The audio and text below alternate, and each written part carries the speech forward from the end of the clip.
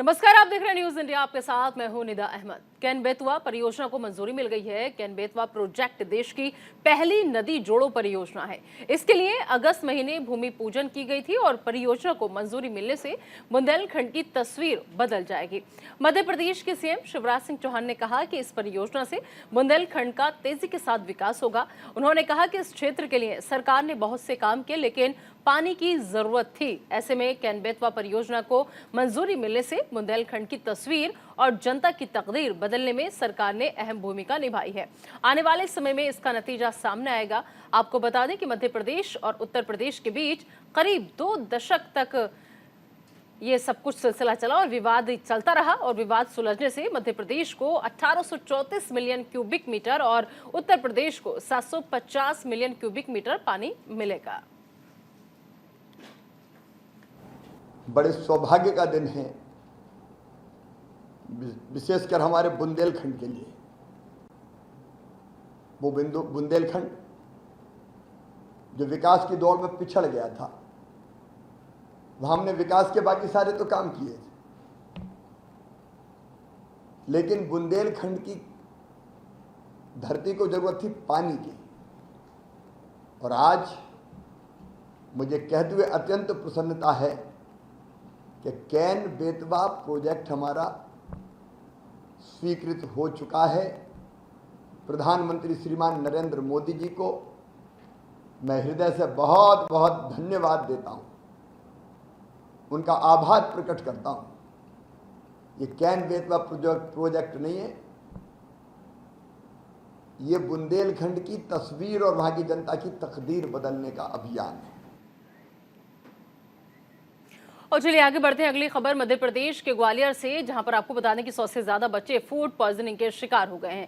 सभी बच्चों को फिलहाल अस्पताल में भर्ती कराया गया है। 1 दर्जन छात्रों की हालत नाजुक बनी हुई है। लक्ष्मीबाई राष्ट्रीय शारीरिक शिक्षा संस्थान का ये पूरा मामला है, जहां पर आपको बता दें कि 100 से ज्यादा बच्चे फूड पॉइजनिंग के शिकार हो गए। तो अहम खबर, बड़ी खबर, फिलहाल सभी बच्चों को अस्पताल में भर्ती कराया गया है, जहां पर उनका इलाज चल रहा है। तो मध्य प्रदेश के ग्वालियर से ये अहम खबर सामने आई है। और दरअसल आपको बता दें कि 100 से ज्यादा बच्चे ऐसे हैं जो फूड पॉइजनिंग के शिकार हो गए हैं और फिलहाल इन बच्चों का अस्पताल में इलाज जारी है। बच्चों को तुरंत अस्पताल में सभी बच्चों को भर्ती कराया गया है। तो 100 से ज्यादा बच्चे फूड पॉइजनिंग के शिकार हुए हैं मध्य प्रदेश के ग्वालियर में।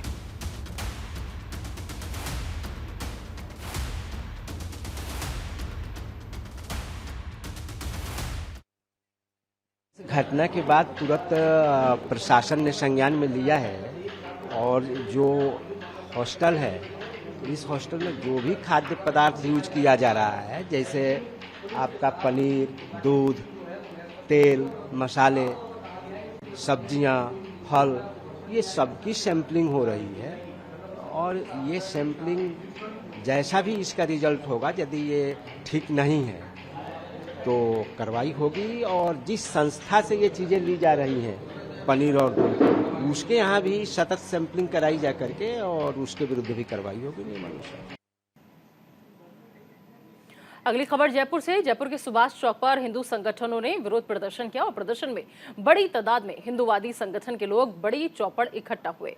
और बता दें आपको कि इस विरोध प्रदर्शन में बीजेपी सांसद दिया कुमारी, रामचरण बोहरा, पूर्व मंत्री अरुण चतुर्वेदी, पूर्व विधायक कैलाश वर्मा, राजपाल सहित तमाम बीजेपी के नेता भी शामिल हुए। इन लोगों की मांग है कि राज्य सरकार रोडरेज मामले में सरकार आरोपियों के खिलाफ जल्द कार्रवाई करे। प्रदर्शन को देखते हुए पूरे इलाके में भारी सुरक्षा के इंतजाम किए गए थे, ताकि मौके का फायदा उठाकर असामाजिक तत्व माहौल को खराब न कर पाए। आपको बता दें कि कुछ दिनों पूर्व मोटरसाइकिल टक्कर के बाद 2 समुदाय के युवकों में हिंसक झड़प हो गई और वहीं प्रशासन ने दोनों समुदाय के लोगों से शांति बनाए रखने की अपील की।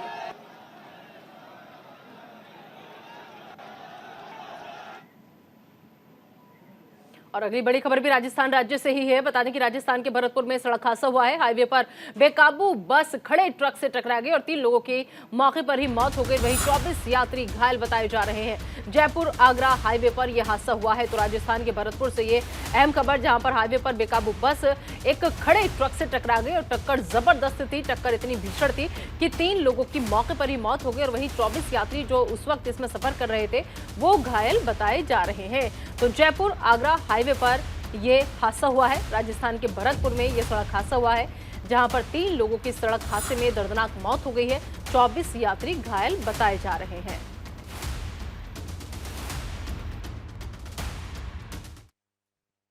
गांव के पास में अपने भरतपुर से आगरा जो हाईवे है NH-21, उस पे ट्रेलर खड़ा था जो खराब हो गया था हाईवे पर, उससे जाकर टकरा गई, जो इसमें काफ़ी लोग हताहत हुए हैं। इस सूचना पर पुलिस और एम्बुलेंस मौके पर पहुंची तो पुलिस ने घायलों को बस से निकलवाया और उसमें मौके पर ही चालक और परिचालक की मौत हो गई बस की भी, और एक सवारी है वो दौरान इलाज मौत हो गई। इस तरह 24 घायल और 3 मृतक हैं। ओडिशा के जगत सिंहपुर के बेतमालिया गांव में रहने वाले शेख सबीरुद्दीन के घर में उदासी का माहौल है। दरअसल सबीरुद्दीन का बेटा साहिल बीते 23 दिनों से लापता है। साहिल 5 महीने से नौसेना के MB पोस्ट में काम कर रहा था और हाल ही में MT दिया जहाज दुबई से ईरान जा रहा था। 6 सितंबर को आखिरी बार साहिल की बात अपने परिवार से हुई।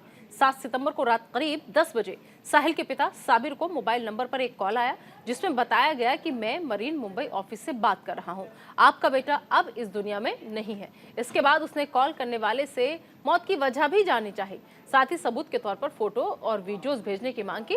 साहिल के परिवार वाले ने राष्ट्रपति, प्रधानमंत्री और राज्य के मुख्यमंत्री से इंसाफ की गुहार लगाई है। उन्होंने आशंका जताई है कि उनके बेटे का अपहरण किया गया है। उन्होंने कहा कि अगर बेटे के बारे में सुराग नहीं मिलता है तो वो कलेक्टर के ऑफिस के सामने जान दे देंगे। बिरही के रहने वाले बिरेडी प्रखंड के अंतर्गत मानत्री गांव के शेख सुबीरुद्दीन के घर में 23 दिनों से चूल्हा नहीं जल रहा है, क्योंकि उनका मजदूर बेटा शेख साहिल उद्दीन 23 दिनों से लापता है, जो AB पोस्ट में काम करता है।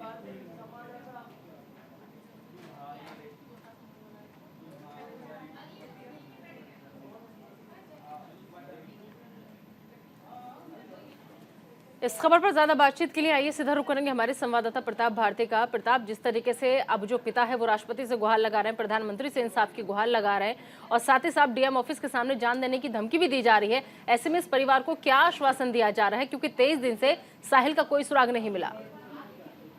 जी निदा जी, शेख सबीरुद्दीन वो एकमात्र बेटा था, जो शेख सबीरुद्दीन का बेटा था साहिल। तो उन्होंने सितंबर 6 तारीख को बेटे से बात किए थे शेखुद्दीन ने साहिल से, लेकिन 7 तारीख को खबर आया कि उनका मौत हो गया है। और उनको जब वो मौत का प्रूफ मांगे और डेड बॉडी मांगे, वो कुछ ऐसे रखे कि हमको एफिडेविट दो कि तुम बेटे का डेड बॉडी मिलने के बाद कोई अभियोग नहीं करोगे। तो इस वजह को लेके उन्होंने ना ही डेड बॉडी दे रहे हैं, ना बेटा का जो मौत हुआ है उसका कोई प्रूफ दे पा रहे हैं। परिवार लोग का कहना है कि हमारा बेटा का मौत नहीं हुआ है, उसको किडनैप करके रखा गया है। लेकिन प्रताप, ऐसे में सवाल ये है कि जो पीड़ित परिवार है वो राष्ट्रपति तक पहुंच रहा है, प्रधानमंत्री तक इंसाफ की गुहार लगा रहा है, लेकिन जो इलाके का स्थानीय पुलिस प्रशासन है वो क्या कर रहा है? किस नंबर से कॉल आई थी, कहां से आई थी? वो नंबर तो ट्रेस हो सकता है ना, पता लग सकता है ना कि आखिर कॉल करने वाला शख्स कौन था, क्योंकि उसी को और ज्यादा जानकारी होगी साहिल की। जी जी, पूरा जो नंबर है उसी नंबर में भी आपको दिए हैं, जो नंबर 9987461993 का जो नंबर उन्होंने दिए हैं, उसी नंबर से कॉल आया था। वो बोले कि उसी ऑफिस से जो जहाँ पे काम कर रहे थे वहाँ जो मेरा इनमें उसी ऑफिस का नंबर है और हम वहाँ के अधिकारी बोल रहे हैं।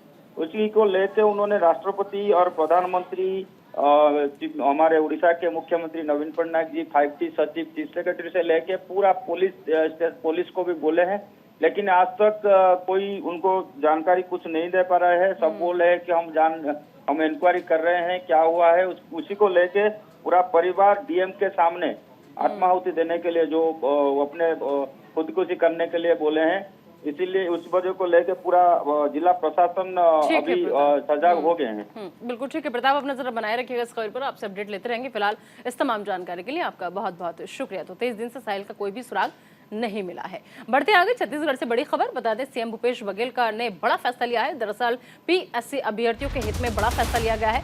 मुख्यमंत्री के निर्देश पर PSC को प्रस्ताव और पहले से चली आ रही व्यवस्था में बदलाव का प्रस्ताव दिया गया है। साथ ही साथ गैर जरूरी दस्तावेज को खत्म करने की अवधि अब 2 साल करने का प्रस्ताव किया गया है।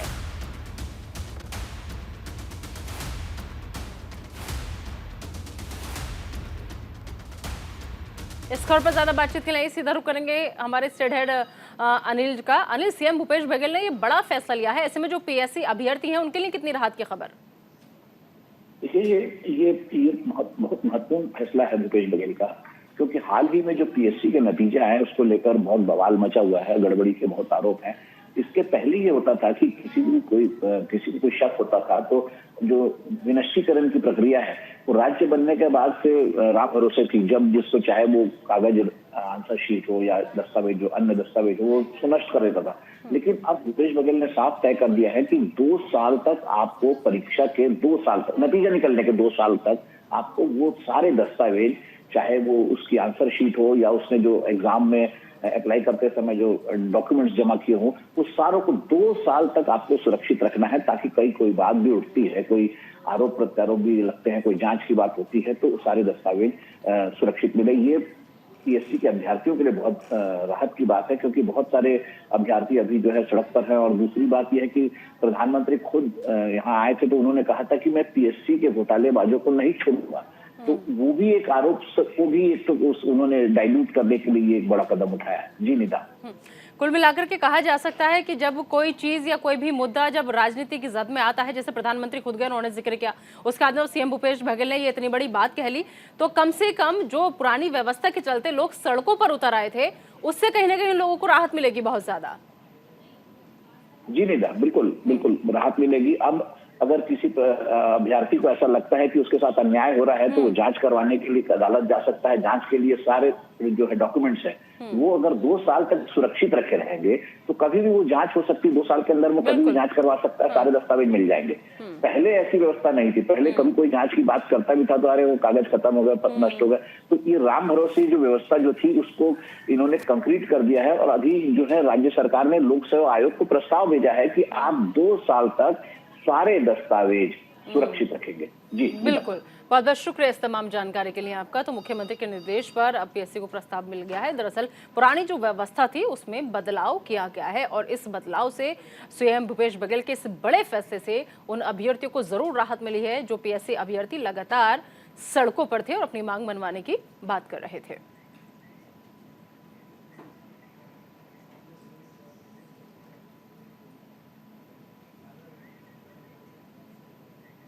और चलिए अब आपको सीधा लिए चलते हैं रायगढ़, जहां पर कांग्रेस की प्रेस कॉन्फ्रेंस हो रही है और कांग्रेस अध्यक्ष मल्लिकार्जुन खड़गे संबोधित कर रहे हैं। मेजॉरिटी आपके साथ है, लोगों ने कहा। तब सोनिया गांधी जी ने स्वीकार नहीं किया एक इकोनॉमिस्ट मनमोहन सिंह जैसे आदमी को इस देश का प्रधानमंत्री बना के छोड़ा। अरे ये है हमारे उसूल।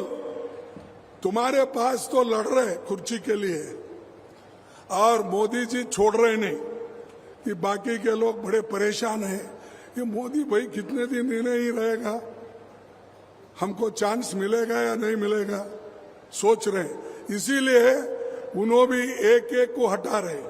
ये मध्य प्रदेश में आप देखे होंगे, सब जो लोग सेंटर में जितने भी मिनिस्टर थे उनको यहां लाके भर्ती कर रहे, रिक्रूट कर रहे। तो ये जो चीजें हैं उनमें है। हमारे पास कोई नेता कुर्सी के लिए नहीं ये करा, नहीं लड़ा। कुर्सी गरीबों के लिए लड़ा, गरीबों के भलाई के लिए लड़ा। लेकिन आज वो लोग कुर्सी के लिए लड़ रहे और कुर्सी के लिए जो कुछ भी पूछ। और छत्तीसगढ़ से बड़ी खबर आप तक पहुंचा दें। आपको बता दें कि प्रियंका गांधी का छत्तीसगढ़ दौरे को लेकर यह अहम खबर है। 6 अक्टूबर को राज्य के दौरे पर आएंगी प्रियंका गांधी और कंकोर में पंचायती राज्य सम्मेलन में शामिल होंगी। बता दें आपको कि कांकेर में जनसभा को भी संबोधित करने का कार्यक्रम है और कार्यक्रम में सीएम भूपेश बघेल भी शामिल होंगे। तो प्रियंका गांधी का छत्तीसगढ़ दौरा है।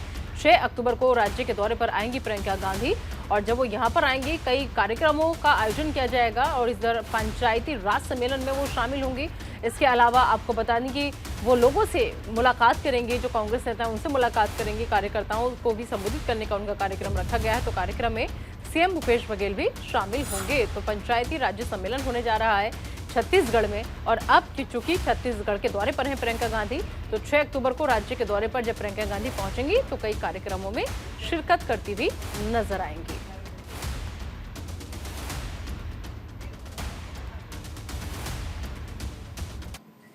और चलिए अब आपको सुनवाते हैं कि अनुराग ठाकुर क्या कुछ कह रहे हैं। दूसरा, आंध्र प्रदेश की अगर मैं बात करूं तो आंध्रा और तेलंगाना के तेलंगाना के बनने से पहले जब एक आंध्र प्रदेश था तो उस समय 1976 में अविभाजित आंध्र प्रदेश के लिए 811,000 मिलियन क्यूबिक फीट ये पानी देने की अनुमति मिली थी पहले कृष्णा वाटर डिस्प्यूट ट्रिब्यूनल के द्वारा। अब ये उद्गम कृष्णा नदी का होता है महाराष्ट्र से, जो कर्नाटक, तेलंगाना और आंध्रा से होती हुई फिर बंगाल की खाड़ी में मिल जाती है। अब उस पानी में से जो कुल पानी उसमें से जाता है 4 राज्यों से होकर, उसमें से 8,11,000 million cubic feet 8,11,000 million cubic feet पानी अविभाजित आंध्र प्रदेश के हिस्से में 1976 में आया था।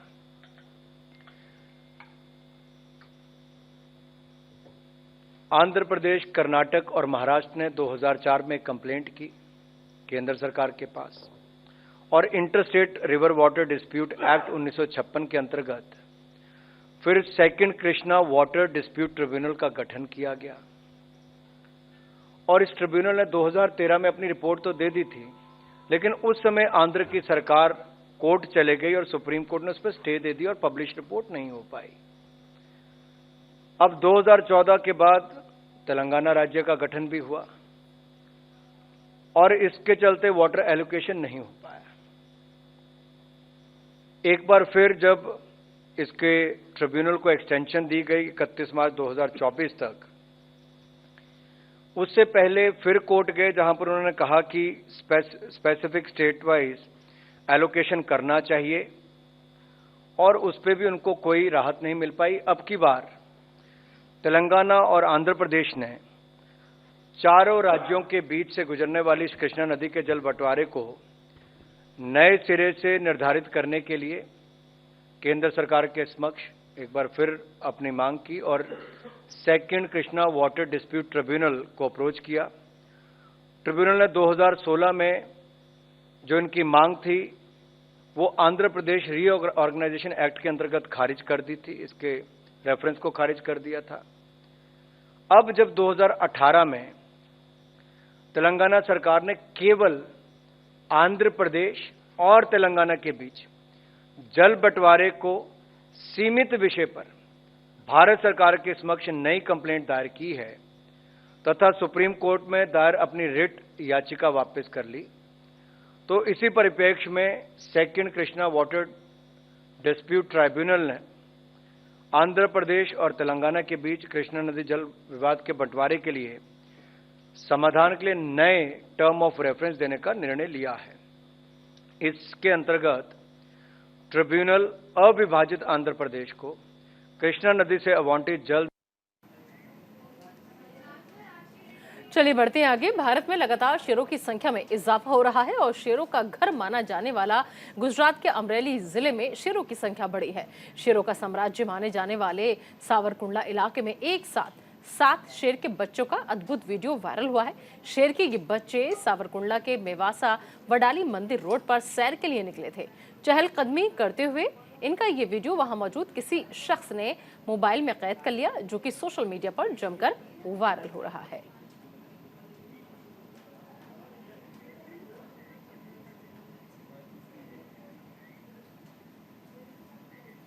इधर हरियाणा के अंबाला से बड़ी खबर आप तक पहुंचा दें। आपको बता दें कि पुलिस के हाथ बड़ी सफलता लगी है। लूटपाट करने वाले 4 आरोपियों को गिरफ्तार किया गया है। अंबाला के बराड़ा में कुछ दिन पहले ही लूट की वारदात को अंजाम दिया गया था। अंबाला पुलिस ने सुलझाने में सफलता हासिल की है। अंबाला एसपी जशनदीप रंधावा ने बताया कि इस मामले में काम कर रही टीम ने 4 आरोपियों को गिरफ्तार किया है। बता दें कि लुटेरों ने 6 लाख रुपए नकद, एक गोल्ड की चूड़ी, 4 अंगूठियां और एक मोबाइल फोन लूट लिया और इनोवा में सवार होकर भाग गए। इस मामले में सीआईए की टीम ने संदीप की अध्यक्षता में काम करते हुए सीसीटीवी फुटेज की मदद से वारदात को सुलझाया और 4 आरोपियों को गिरफ्तार किया। आरोपियों से वारदात में इस्तेमाल गाड़ी भी बरामद कर ली गई है। उनसे लूटा गया माल बरामद करने की कोशिश जारी है। के रहने वाले मिस्टर जिंदल उनको किसी ने फ़ोन के ऊपर धमकी दी थी, उसके ऊपर कार्रवाई करते हुए पुलिस द्वारा जो नंबर्स जहाँ से कॉल की गई थी उनको तुरंत उनको ट्रेस किया गया और उसके अंदर हमने जो आरोपी थे, जो मेन 2 आरोपी थे, वो हमने गिरफ्तार उसी दिन जैसे ही हमारे पास कंप्लेंट प्राप्त हुई थी करने में कामयाब हुए। इसमें जो आरोपी हैं ये शहजादपुर के रहने वाले जॉनी और सविंदर हैं। अभी जो मेरी प्रिलिमिनरी पूछताछ के अंदर पता लगा है कि किसी के कहने के ऊपर इन्होंने इस वारदात को अंजाम दिया था। जो बंदा पहले ही कंप्लेनेंट के पास ड्राइवर का काम करता था, उसी ने इनको ये जो पूरी की पूरी घटना है इसको अंजाम देने के लिए उसी ने इनको प्रेरित किया था और वो भी हमारी टीम्स जो हैं उसके ऊपर लगी हुई हैं और जल्दी उसको भी गिरफ्तार किया जाएगा। अम्बाला सिटी। उधर पंजाब के जालंधर में दर्दनाक हादसा हुआ है। कांग्रेस विधायक की गाड़ी से स्कूटी टकरा गई और हादसे में एक की मौत हो गई, दूसरे की हालत गंभीर बताई जा रही है। चंडीगढ़ से लौट रहे एमएलए हरदेव सिंह लाडी पूरी घटना हाईवे में लगे सीसीटीवी कैमरे में कैद हो गई। तो पंजाब के शाहकोट से कांग्रेस विधायक हरदेव सिंह शिरोवालिया की गाड़ी से एक दर्दनाक हादसा हो गया। कांग्रेस विधायक हरदेव सिंह शिरोवालिया अपनी इनोवा गाड़ी से जालंधर चंडीगढ़ हाईवे से गुजर रहे थे। इसी दौरान एक स्कूटी सवार और उनकी गाड़ी के बीच टक्कर हो गई। ये हादसा इतना भयानक था कि स्कूटी के परखच्चे उड़ गए और मौके पर ही एक शख्स की मौत हो गई, जबकि एक की हालत गंभीर है।